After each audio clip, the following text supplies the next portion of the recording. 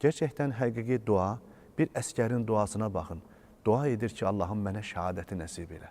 Və Rəbbimiz onu mücahidlik məqamından, səcdə məqamından şəhadət məqamına aparır. Bu əslində bir şəhidin Allah qatındakı nə qədər böyük məqamını göstərir ki, dua insanı görün haradan hara götürür. Və eyni zamanda dua bir insanın həyatını dəyişə bilir. Dua talehi dəyişə bilir. Dua doğrudur bir insanın önündəki böyük hadisəni dəyişməsə də insanın təbiətini dəyişir, onun dünyasını dəyişir.